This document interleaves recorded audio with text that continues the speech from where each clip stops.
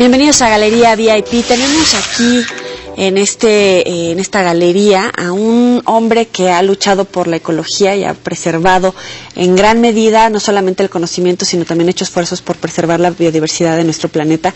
Muchísimas gracias, doctor José Sarucán, por estar aquí. Gracias, al contrario, gracias por el espacio y la oportunidad. Además de todo, es coordinador nacional de la CONABIO, la Comisión Nacional para el Conocimiento y el Uso de la Biodiversidad. Así es, correcto. ¿Qué tal el trabajo en cuanto a la biodiversidad de nuestro país? Es monumental el hecho de que cada vez perdemos más terreno en esta materia, sin embargo el trabajo que ustedes realizan es muy importante. Bueno, las dos cosas son ciertas. La primera es que particularmente en la década de los 60, 70 y parte de 80 perdimos una cantidad muy importante de esto que es el capital natural del país, tan importante como el capital financiero o el capital de la infraestructura física del país, y que ahora todos los organismos, desde Naciones Unidas, la OSD, el mismo Banco Mundial, están empezando a reconocer que hay que contabilizar esto en las cuentas de los países, porque pues el Producto Interno Bruto no es un buen indicador de cómo están yendo las cosas, y ya lo estamos viendo. Entonces, sí hemos tenido unas pérdidas muy fuertes, pero a partir de 92, en que se crea la CONABIO por un acuerdo presidencial, México ha tenido una herramienta fundamental, que es la de producción de conocimiento de lo que tenemos, dónde está, cómo está, qué le estamos haciendo, cómo se ha recuperado, cómo se ha perdido, y esto es esencial. Nadie puede valorar, proteger, mejorar, usar lo que no mide, lo que no conoce.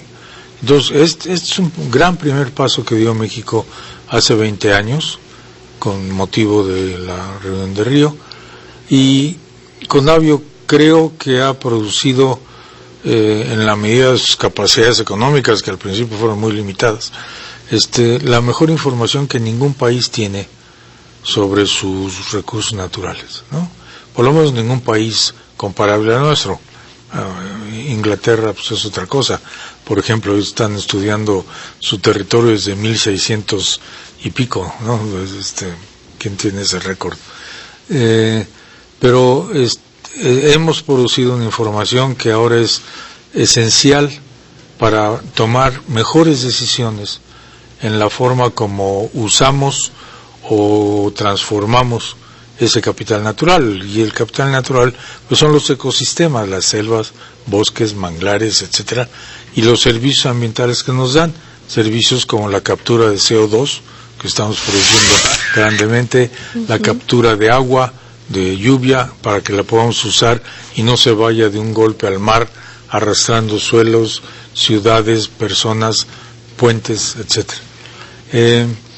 Ha habido un cambio importante, y creo que va a ser todavía más notable en los años que vienen, de sensibilización a escala global de esto, y México está particularmente bien ubicado en realmente tener capacidad para estar muy al frente de los esfuerzos de que el país realmente marche en la dirección correcta en esta conocimiento, protección, manejo sustentable de su capital natural. A veces no nos damos cuenta de, por ejemplo, a nivel internacional, los lugares que ocupa México en materia de biodiversidad. Me gustaría que nos ejemplificara un poquito qué lugares ocupamos, en qué ramas. Bueno, poniendo todas las especies, animales, vegetales, microorganismos, etcétera, estamos entre el cuarto y el quinto lugar de riqueza de especies, y también de riqueza y variedad de ecosistemas. Pero, ¿qué quiere decir eso? No quiere decir nada si no sabemos de qué tamaño es esto, dónde está, cómo se relacionan esas especies entre ellas con su ambiente, etcétera. Y esto es lo que creo que debemos entender y valorar grandemente en México, es que se ha dado una herramienta enormemente útil, que además tiene una serie de ventajas. La primera es que es un organismo público, gubernamental, que funciona con la participación de todos los expertos mexicanos y algunos del extranjero, para producir la información. Es decir, es una información consensuada por los expertos mexicanos al respecto de cada uno de los temas. Tercero, que es una información que se hace inmediatamente pública a que toda la sociedad la pueda conocer y la pueda entender y la pueda utilizar. Y aquí estamos haciendo recientemente, que hemos tenido el apoyo gubernamental en los últimos 3 años, esfuerzos muy grandes para hacer del alcance de la sociedad de manera accesible, entendible, a los diversos niveles, desde niños hasta especialistas, esta información de la mejor manera posible, ¿no? Es muy entretenido porque podemos acceder a la página de internet de la Conavio y aparecen unos mapas, y en cada mapa, de manera muy simple, muy sencilla y muy amena, podemos ver, por ejemplo, qué especies de plantas, qué especies animales, en dónde se encuentran, cómo viven, una biografía incluso por especies. ¿Hay algo que a usted le haya sorprendido después de la experiencia y el conocimiento que tiene respecto a las novedades de la biodiversidad de nuestro país? Bueno, lo que vemos es que cada vez, cuando pensamos que ya tenemos un grupo, por ejemplo, de vertebrados, que pueden ser aves o reptiles, pues ya tenemos 90 y tantos %, falta muy poquito, de repente salen nuevas especies de zonas que no han sido adecuadamente exploradas, y hay varias de estas en el país. ¿Como por ejemplo? La Sierra Madre Occidental, por ejemplo, ¿no? Que es una zona agreste, poco comunicada, de difícil acceso, y ahora pues complicada por la presencia de actividades bastante peligrosas, sí, y cosas de este tipo. Esto es fenomenal. Yo creo que todavía tenemos una buena cantidad de organismos por conocer para la ciencia. Ya no digamos en los grupos de invertebrados. Insectos es un universo gigantesco de especies de las cuales conocemos una fracción chiquita, ¿no? Montones de grupos en los que no sabemos nada. Hay muchos de estos grupos en los que tenemos gran ignorancia. No nada más en México, a escala mundial están mal conocidos, porque son grupos que no son tan obvios como los vertebrados, por ejemplo, ¿no? Los mamíferos, los animales grandotes, algunos muy atractivos, entonces llaman mucho la atención. Las cosas chiquitas que no se ven, pues no, pero son muy importantes porque juegan un papel realmente crucial en muchos de esos ecosistemas, ¿no? Doctor, después de su experiencia, supongo que tiene su planta, animal, ecosistema preferido. ¿Cuál es? Bueno, yo trabajé mucho en el trópico mexicano, en las selvas húmedas, fundamentalmente de la vertiente del Golfo. Ahí hice mi tesis de licenciatura, luego hice mi tesis de maestría también en esa zona, y luego regresé, después de haber hecho el doctorado, a hacer investigación en esa zona, y también en el Pacífico, ¿no? En la costa del Pacífico, en las estaciones de biología que tenía la UNAM. Uh-huh. De tal manera que yo no sé si son mis preferidos, pero son los que menos mal conozco, uh-huh, y en los que he dedicado más tiempo de mi vida a entender y a trabajar con ellos, ¿no? ¿Cuál animal? ¿Cuál animal? Mexicano, desde luego. Hay muchos que me vienen a la cabeza. Yo creo que el águila arpía es una de las especies más notables. Es un ave enorme, tropical, en peligro. Es un deleite verla volar. Si me pregunta así rápido, le contesto rápido también. ¿Y de dónde le nació el amor para convertirse en ecólogo y todo lo que ha hecho? Bueno, estudié biología en la Facultad de Ciencias en la UNAM. ¿Pero cuándo supo? ¿En qué momento de su niñez o su juventud? Yo siempre, cuando me hacen esa pregunta, la relaciono a un profesor de biología de la secundaria, que además de que era muy buen profesor, era y es, porque todavía vive, un espléndido dibujante. Y en ese tiempo pues no había PowerPoint, no había ni siquiera proyectores de transparencias, ni cosas de este tipo. Entonces las ilustraciones en biología, que son importantes para describir órganos o partes del cuerpo o bichos enteros, lo que sea, era el pizarrón, y eran gises de colores. Entonces este profesor se echaba unos dibujos que eran unos verdaderos murales. A mí me daba dolor que después había que borrarlo porque pues venía la siguiente clase, tenían que usar el mismo pizarrón. Es usted explorador, buen explorador. Fui. Ahora nada más exploro cómo apoyar a Conavio en las oficinas gubernamentales. ¿Qué le gustaba? ¿El contacto con la naturaleza? No, el estar en el campo y ver las cosas y vivir en un ambiente que siempre lo sentí muy cercano a mí mismo. Hay gente que se siente inhibida cuando está solo en el bosque o en una zona solitaria o cosas de este tipo. A mí no me angustiaba eso, al contrario, lo veía como una opción de reflexión, de pensar en uno mismo y cosas de este tipo. Me llamaban la atención los organismos que había, árboles, hongos, helechos, etcétera, ¿no? Uh-huh. En comparación con otros países, ¿qué es lo que puede distinguir a México? Además de las especies que solamente se pueden dar en México, ¿ha habido algún lugar en el país que haya usted hecho alguna expedición que haya dicho, esto me sorprende?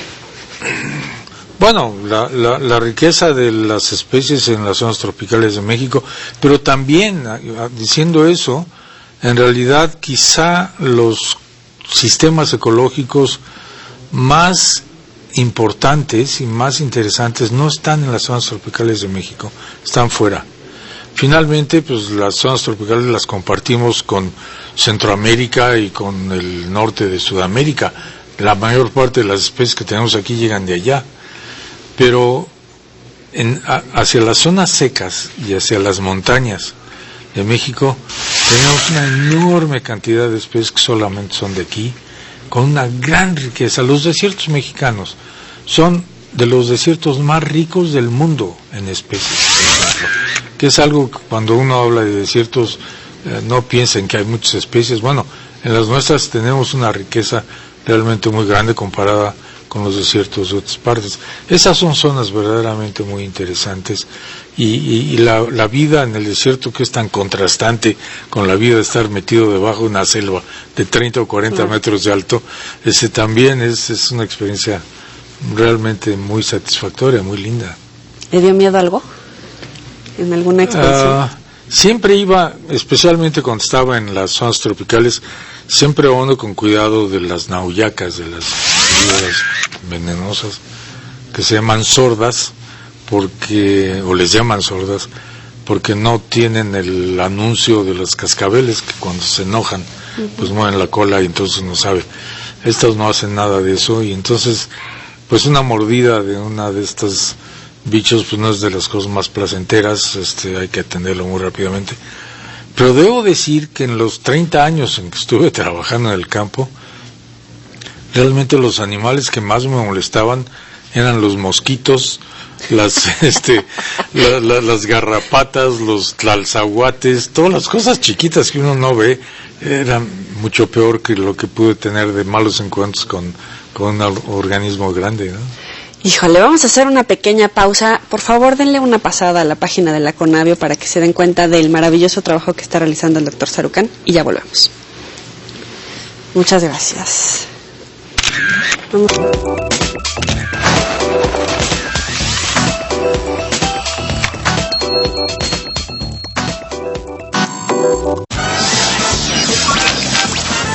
Queremos comprar el Horizonte. Si tan solo le dieras la oportunidad, te darías cuenta que es un gran tipo. Aquí tiene las 30 cartas de renuncia, señor. El Enano. Lunes, martes, jueves y viernes. 19 horas. TVC. Se siente. Aurora Gandur, 20 años. Posiblemente secuestrada. El tipo estaba como loco, la estaba tratando mal y yo le dije que si no se podía calmar. Hay 24 horas para que averigüen lo que puedan. Infiltrados. Jueves 22 horas. Todas las emociones. TVC. Se siente. Bienvenido a la familia. ¡No es maravilloso, no es precioso! Un humor de época. O sea que yo ahora soy el más feo. La Colonia, tercera temporada. Lunes, martes, jueves y viernes, 19:30 horas. Todas las emociones. TVC se siente. TVC en el territorio. Lunes a viernes, 21 horas. Es objetivo. Todas las emociones. TVC se siente. Esta noche en TVC. El final es el inicio. Cuenta atrás. Una redacción muy divertida. El Enano. El humor y comedia en La Colonia.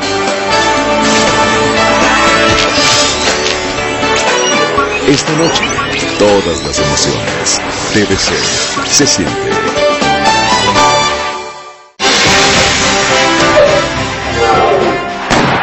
En Londres 2012, daremos nuestra mejor marca por TVC Deportes.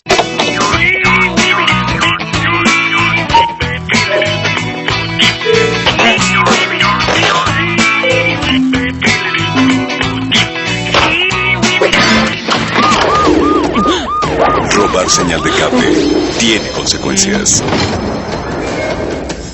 ¿Cuánto has conseguido? ¿Has sentido el palpitar nervioso antes de un evento importante? Esta es la taquicardia permanente, previa a un final siempre explosivo. Cuenta atrás. Lunes, martes, jueves y viernes, 18 horas. Y a un pasito del fin de semana, porque ya es jueves, vamos a ver el equilibrio con el yin y el yang, también los beneficios del sándalo en la piel por Coco Salgado y en la música, una chica guapísima, Paola Preciado, en la Casa de las Mujeres en TVC. Todas las emociones, TVC se siente. Estás viendo Galería VIP.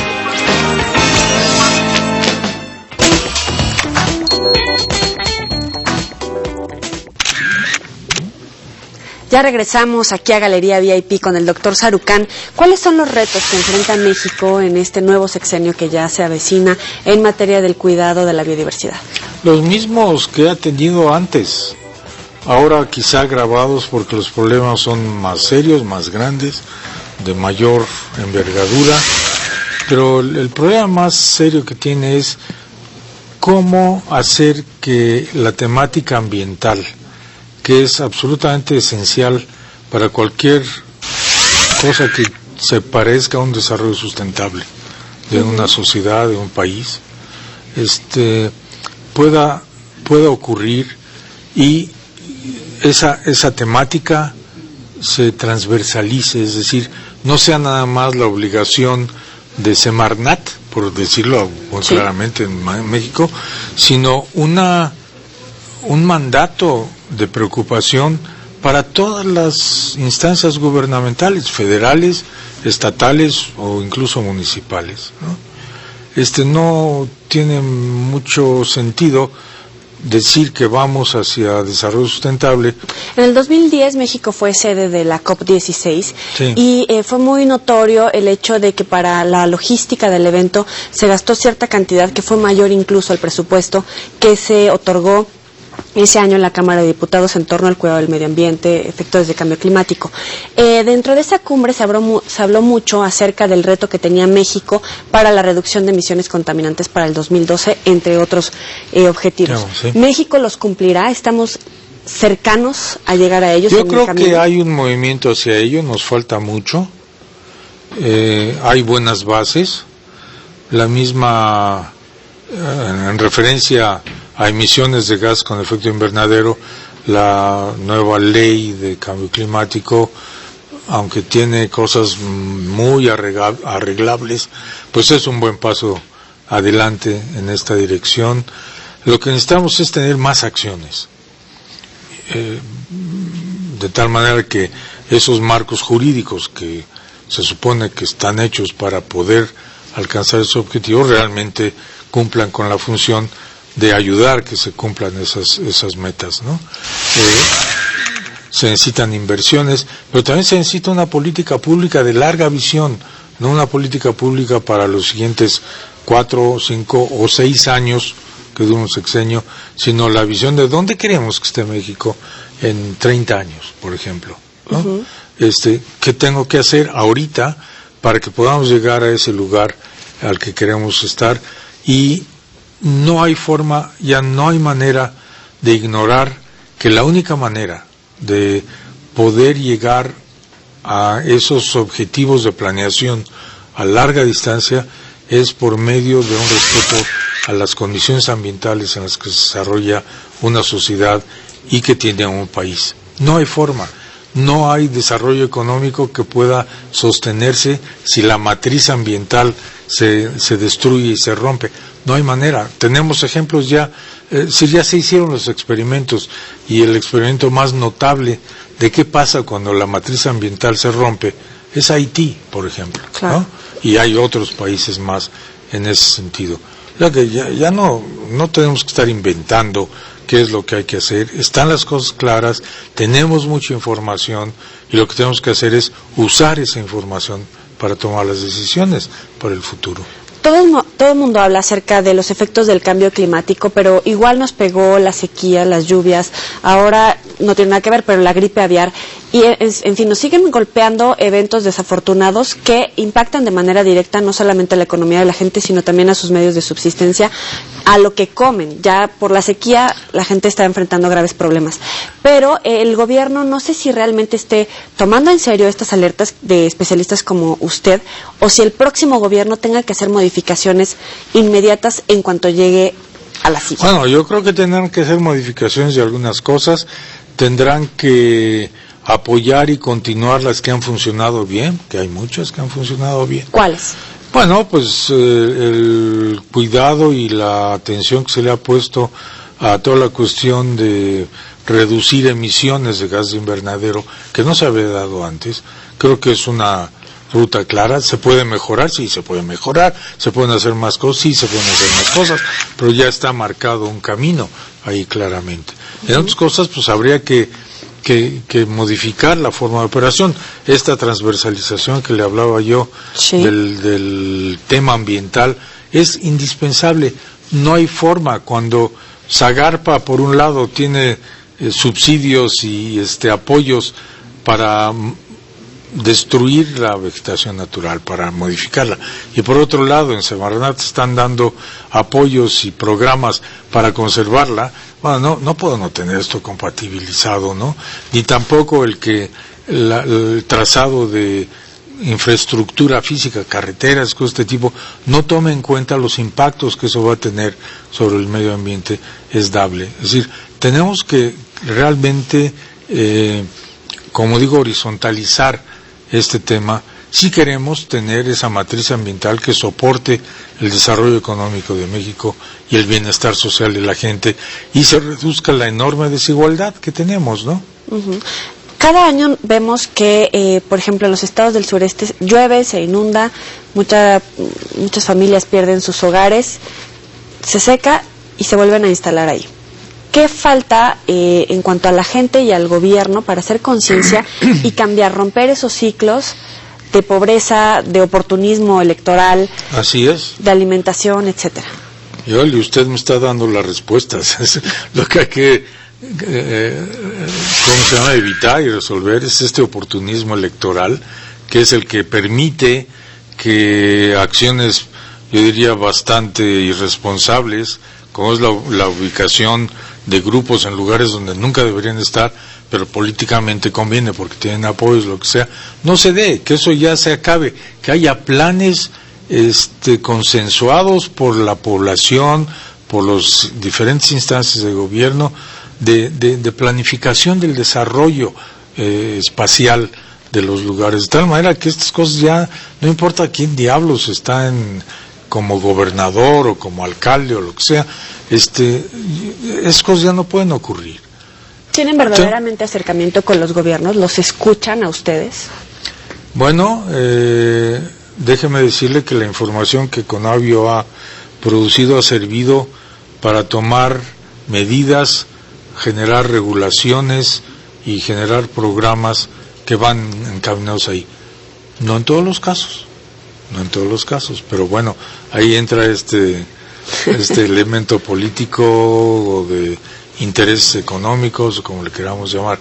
Afortunadamente Conavio se diseñó, cuando yo ayudé a diseñarlo, de tal manera que no tiene responsabilidades de regulatorias y de aprobación, ni de permisos, ni nada de esto, porque lo que quisimos y hemos querido y hemos mantenido es mantener la capacidad de generar la mejor información objetiva, de la mejor calidad posible y no influida por elementos de otra naturaleza que no sea el valor del conocimiento. Vamos a la sección de los 7 pecados, ¿le parece? Ya vamos a los pecados capitales, caray. Del no cuidado del medio ambiente.